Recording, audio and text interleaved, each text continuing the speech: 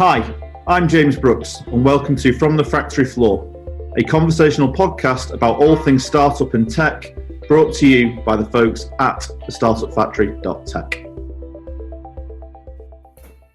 Hi everybody, welcome back to another episode of From the Factory Floor. It's just me, Nyree, today. I've ditched James and brought in another fantastic guest for us, Ruby Melling. Hi Ruby, how are you? Hello, really well. How are you? Yeah, I'm good, thank you. Ruby, would you kick us off today by introducing a little bit about you and your new business and what you do for startups and scale-ups, please? Of course, yes. Well, thank you for having me on. This is the first podcast I've ever recorded, so I'm very excited. So yes, my name's Ruby Melling. I am the CEO and founder of Talentloop. Talentloop is a business consultancy that works specifically with startup and scale-up businesses, and essentially we work with companies to help them really understand when they should hire people, why they should hire them, and at what point they should hire them. So our whole tagline is attract, scale, and retain. Now, it sounds like I'm a recruitment agency. I'm not. I'd say about 20% of the work we do is recruitment. Bit of a recruitment with a twist though. So we act as companies' internal talent partners, and we work with companies white labelled as them. So essentially we help them bring in the right people. We do it in their colours, which helps elevate their employee value proposition and employer brand. The rest of the work we do is around the full candidate journey and employee life cycle. So we align business and people goals, which is underpinned by their individual values. And we go into a company, understand what they're looking to do, and then we provide them with a bespoke framework, processes and strategies to do so as they scale. So things like, what is your employee value proposition? What is your recruitment process? Actually working with people managers to help them understand, well, what person do I need and when do I need it? And what's the job title and what does the role need to be? And how do I interview, through to how you retain your people? So that's the business, that's Talentloop. I launched Talentloop last January. Well, I started Talentloop last January. I only launched about a month ago into the world, and it's gone down very well. So very pleased about that. Bit about me and my background. I was a recruiter for 10 years. The last 2 years of my role, I was a talent partner to one of the UK's largest tech incubators, and saw what the pandemic did to the tech and digital world, and that's where I came up with Talentloop. It's gone from there, really. Oh, fab. Thank you very much. So I had some questions written down that I wanted to talk to you about today, but then as you were talking then I was thinking, oh yeah, I'm going to ask about this. So obviously you start off by talking about the fact that you work with startups and scale-ups. When is the right time for startups to start thinking about bringing in external or new members of staff in whatever capacity that might look like? And when is the best time to start speaking to somebody like you who looks at it much more holistically than just how do I get a CV and offer a job? I think as soon as you launch your business, you need to be very strategic and forward planning around bringing people in. The amount of founders that I speak with who don't have a talent plan, they're not strategic, they don't have a people plan, is quite scary. And then they'll panic then, and they'll need what they think is 10 people at once, and they want them all now, not really understanding the cost of just salary, but also what's the cost of hiring that employee? Also, what's the cost on your time? You know, it's all well and good hiring someone, but what about inducting them and onboarding them into your business? I think you need to be thinking about that alongside what your business goals are, essentially. So, for example, I'm working with a startup at the moment who's going to be launching next March. Actually, we're working on now of the talent plan for the next 1 to 5 years, which is aligned across departments. So as soon as you're looking to grow, whether that be in 12 months, I'd start now. I think also what founders are not conscious of as much as they should be is time to hire for people. If you want to hire a great person, you need to be able to articulate what is your employee value proposition, because startups don't have Google money. So if you can't articulate why someone should come and join you over your competitors, you're going to really struggle, because you're not going to be able to offer the most gorgeous benefit package on the market. So way before you think you need to hire, you need to start thinking about it. Yeah, it's interesting, isn't it? Because we know it's all about having the right people in your business. And I think we've probably, and anybody listening can relate to the fact that it is really difficult to bring the right people into your business. So, yeah, that's really interesting. And obviously, in terms of the recruitment or the hiring plan, do you look across all departments as well? So it's not just focused on tech? Yeah, definitely. So my experience for 8 years, I worked purely commercial. I didn't actually get into the tech and digital space till about 3 years ago. So I've worked with companies from FMCG to legal businesses to manufacturing companies, everything from junior to board level. And through my experience doing that, I really understood how departments interact with each other and how sales interacts with customer success, how customer success then interacts with product, for example. So we do the full, all areas, all departments of a business.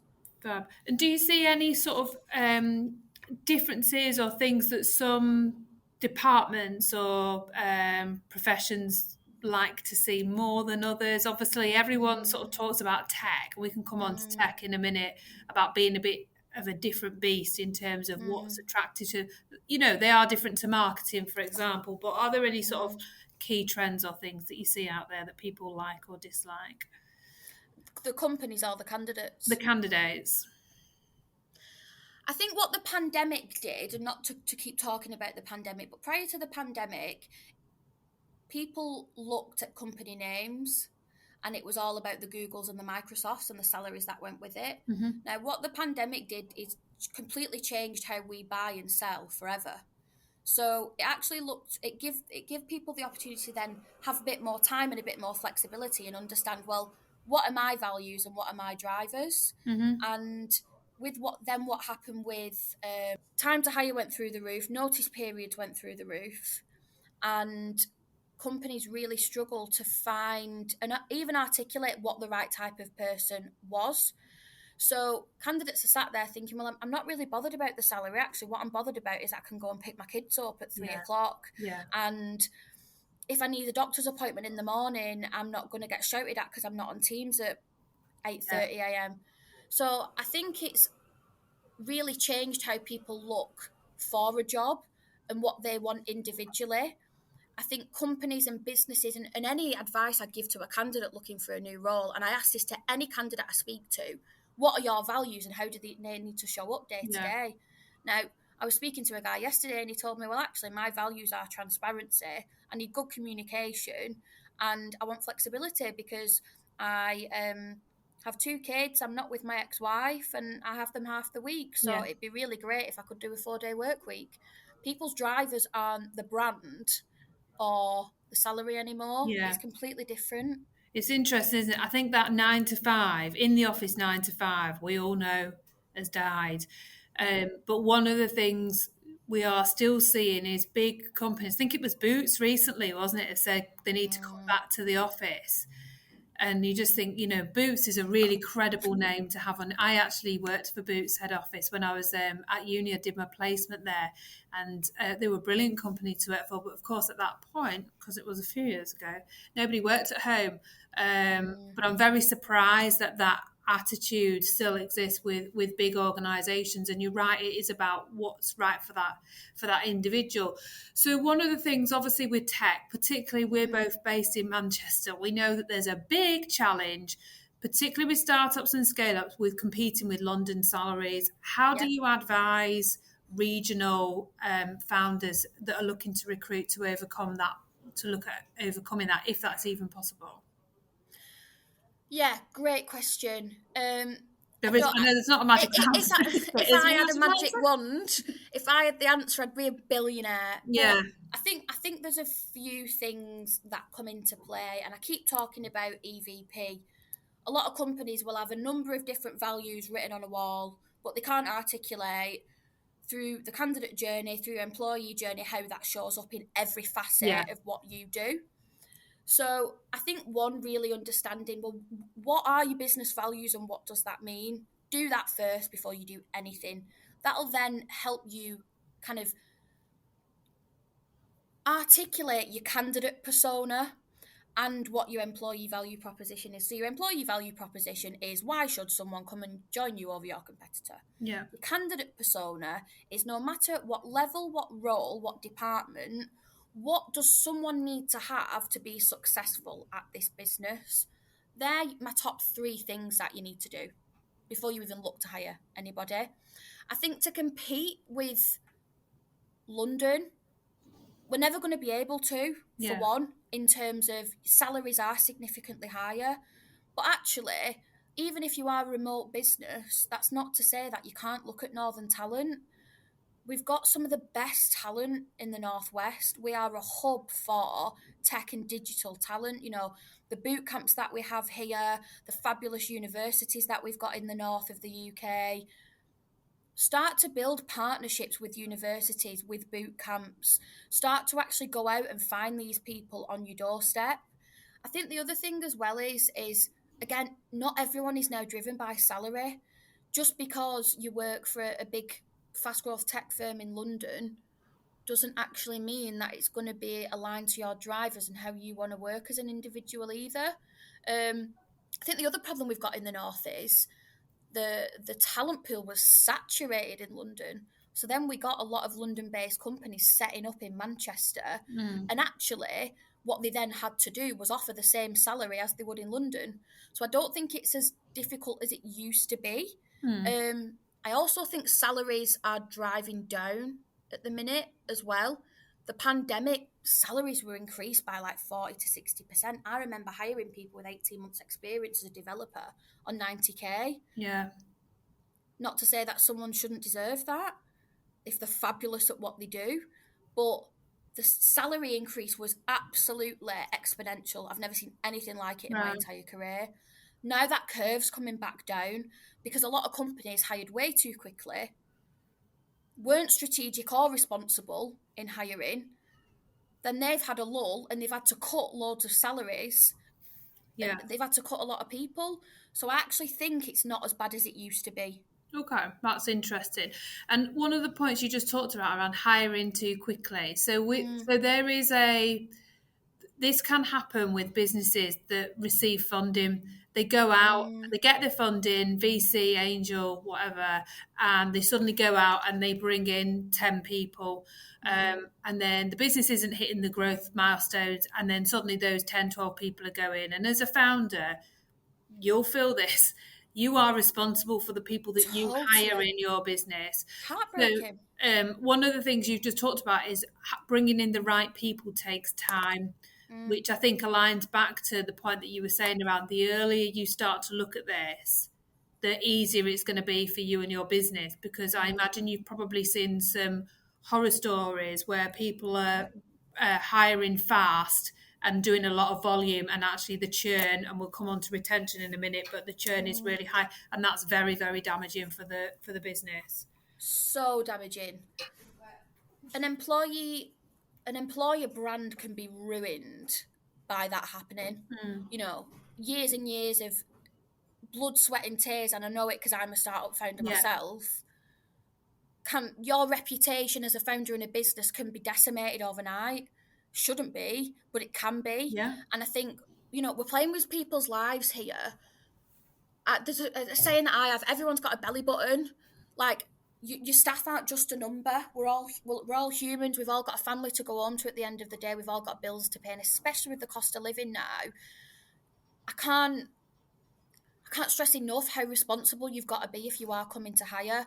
You know, at least having 6 to 12 months runway of that person's salary and oversight in the bank for you to be able to bring that person on. I think startup founders do get giddy when they get funding. And I would as well. It's well exciting. Oh my God, someone wants to get involved in my business. Let's go out. Let's bring all the people on board. But it's not just about getting a bum on seat. We need to take that term away from hiring. It needs to be, right, if we're hiring this person, where are they going to be in 6 months' time? What does success look like for this person in 6 months' time, 12 months' time, where their role is going to grow to as well? It's not just about hiring for the now, it's about hiring for the future and what skills we can give this person to continue to grow. I think having your facts right as well and having your facts straight. I will go and speak to founders. So I've got a startup client. I'm not going to mention who, but if he listens to it, he'll know exactly who he is. We were looking for investment and I was helping support him get angel investment. And he presented me this beautiful, exciting list of about 20 roles in the first year. And I was like, okay, who's going to pay for them? Who's going to manage them? Who's going to develop them? Yeah. He kind of sat there and he was like, oh, we need to bootstrap talent at that startup phase. So what I help founders do is look at, right, what's the ideal? What would be the beautiful to have? What's the necessity to get us where we need to be? Yeah. And how do we bring someone on board who has got startup mentality? I don't always agree that someone who's come purely from corporate will work in a startup, because very often they don't. No. You know, the frameworks aren't in place, processes aren't in place, things change overnight. You've got 5 different apps on at once, you're spinning loads of plates. Yeah. I really believe that if you're bringing someone into your business, they need to act as though it is their business as well. And that's where things like growth shares come into it, stuff like that. Yeah. I think market reports as well are crucial. So understanding what's the time to hire for this person, what's the key skills and attributes, what's their objectives, what's the salary of this role, what's the benefits that can go with it. I think you need to equip yourself with so much data and information beforehand to ensure that you're hiring the right person at the right time for the right reasons. Yeah. And also in the right order as well. You know, you don't need a marketing director because a director directs. Yeah. You need a marketing executive who's going to do the do. Yeah. I see this a lot with the clients that I work with, that they have a view of what they think they might need, but actually when you unpick it, they probably need a graphic designer, or they need to bring in somebody on a contract basis to set up all the assets so that they can manage it themselves. Because you're right, a marketing director isn't going to sit there and design you some leaflets. Nope. And if they do, they're probably not a marketing director. And you don't want to pay them a marketing director's salary to be doing that.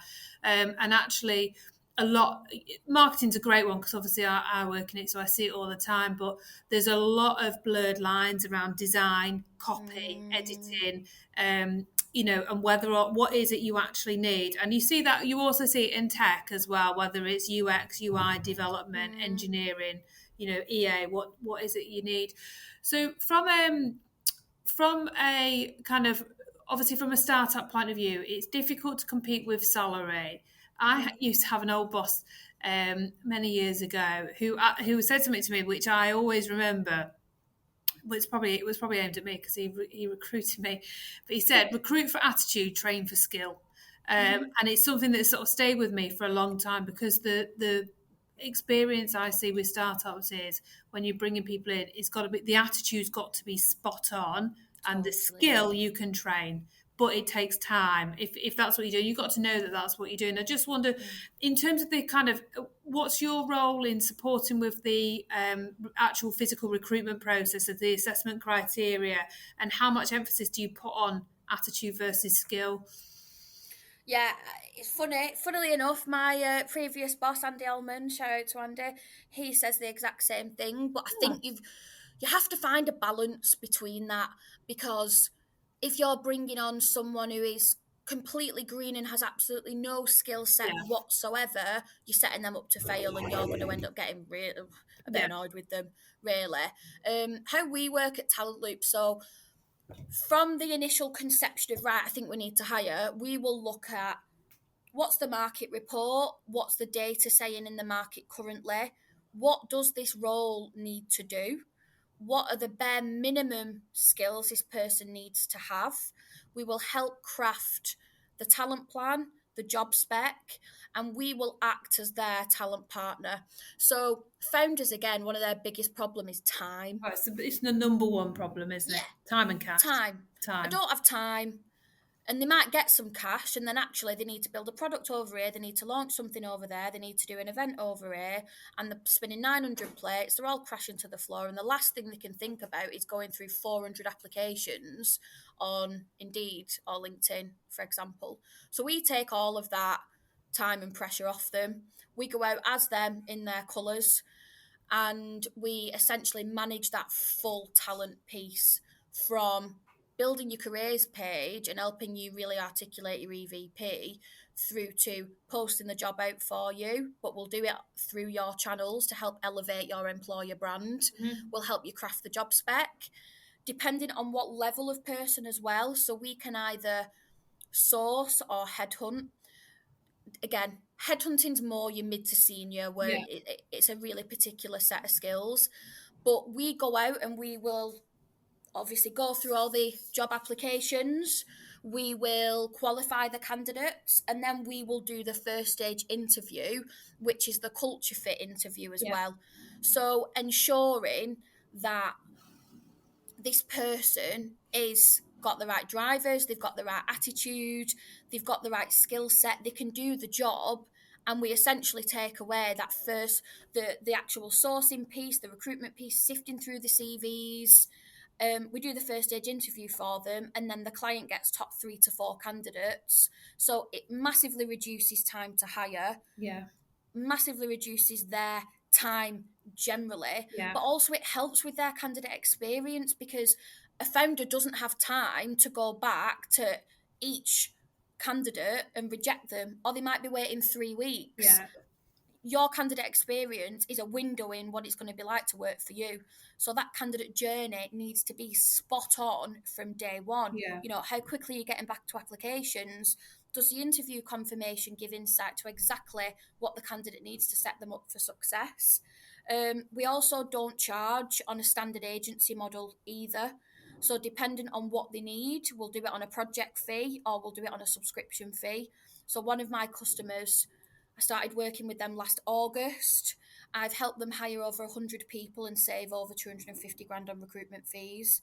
Within that, we have decreased time to hire by over 50%. And quite a lot of those people have been promoted within the time that we've actually placed them there as well. We also train hiring managers on how to hire. So no one ever really teaches you how to interview. No, they don't. I need to be asking? So we work with the hiring manager at that second stage then. We write the full interview pack for them, what we're going to benchmark this off, and we help them make the right decision. So it's not just, give me your job spec, we'll charge you 20% of the fee, there's some CVs, crack on. We work as an embedded talent partner and HR team as well, because the other side of it, the other arm to Talentloop is the whole contract piece. So how do I write a contract? You know, how do I write an offer letter? We've got the HR arm as well, and the legalities that help with that also. Yeah, because if you get it wrong, it can be really expensive, but it's also, like you say, the number one thing is time. And it's funny, we've just done a webinar. I've just done a webinar this morning. We found this around bootstrapping your startup, and one of the early slides was time. What can you do? And what are you better to just give to somebody else? And if it's something where you're looking at bringing multiple people in, it's not an area, you know, you're a technical co-founder, you're looking at bringing a CMO in, for example, or you're non-technical and you're looking at hiring a technical team, you can't afford to get it wrong. So I think there's huge value in doing it this way. And on that as well, you know, one thing I'd be really keen to share is a lot of people get really giddy about the decks, their investor decks, and they're like, we're going to hire a CTO. And I'm like, for what? Yeah. Well, we've got a few bugs on the platform. And I'm like, okay, you need maybe a junior to mid-level developer who's got a bit of C# experience, whatever it is, whatever the tech stack is, for maybe 4 months to help fix the bugs. A CTO ain't going to come in and do that for you. Just because it looks good, actually an investor will then turn around and go, why are you burning what could be 100k run rate of our money, which isn't going to fix a problem that you need someone to solve in the first place? So people need to stop being so sexy titles. A title don't mean anything in a business. It really doesn't. And I think this comes on to sort of the final point, was just around flexible ways of bringing people in. So we have, obviously at Startup Factory, we'll often go on investor decks as a tech partner. We work with TSF work with a sweat equity model, and I go on sometimes as a fractional CMO. So you're showing you've got that expertise, but you've not got the burn rate. I actually really hate the title fractional, but it's here to stay, so we have to just get on board with it. But there are really flexible ways of bringing expertise in that allow you to get the job, just purely the job that you need done, without having to fill another 4 days a week or something, aren't there? And I just wonder what sort of trends are you seeing around, ways of recruiting? Yeah, again, really good question. I think contract's big at the minute, and I think that's for a few reasons. Time to hire's through the roof, and actually finding the right person permanently. So a lot of people are bringing in contractors to bridge that initial need and initial gap. I think the word fractional over the last 18 months, 2 years is very trendy. Very, very trendy. Fractional, I've been a fractional consultant before I launched the business. I was a fractional consultant for a number of different startups and scale-ups. I think with fractional, what you're getting is someone who's been there, done it, got the t-shirt, who can do the do, but also help with the strategy and the process to get there. A contractor usually is someone who's fabulous at what they do, but they've got that brief of this is exactly what we want you to deliver in this time frame.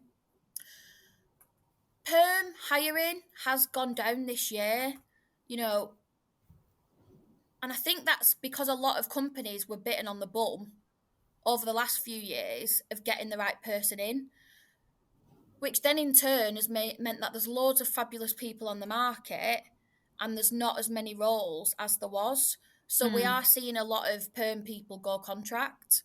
Yeah. All of them are great, but I just think it just really depends on what stage you're at and exactly what you need them for. And don't mix them up either. Yeah. I'm working with an AI startup at the moment, and they wanted to bring a contractor on board. And they said, we've waited too long to bring this person on board. They've got another job now. Yeah. We can't mess with people. We can't just dangle a bit of a carrot. Yeah. So we need to be, if we are going out and we are speaking to people about them coming on board, we need to tie it up really quickly because people go off the market very quickly. Yeah. And I've seen that when I was in previous roles, when I was permanent, there was too much heel dragging, feet dragging internally. And then by the time you go back to the candidate, if they are a good candidate, they're not going to hang around. Or like you said before, you've given a really bad employee experience, candidate experience. And I've been on the receiving end where you've gone for stuff and you've had to wait. And I always think, well, if you take that long to make a decision about me or a person, how do we get new budgets signed off for new projects? You're not going to get anything. It's a red flag indicator, isn't it? So definitely loads to think about. I think you've probably, anyone listening who thinks recruitment's really straightforward and really easy, you've given them loads of things to think about. What's the best way of getting in touch with you if they want to kind of pick up the conversation or have a chat with you about how you might be able to support them? Of course, yeah. So you can find me on LinkedIn at Ruby Melling, Talentloop's page, or you can email me at ruby@talentloop.co.uk. My website is currently being built and my branding is being done. So that's going to be out on the 18th of April.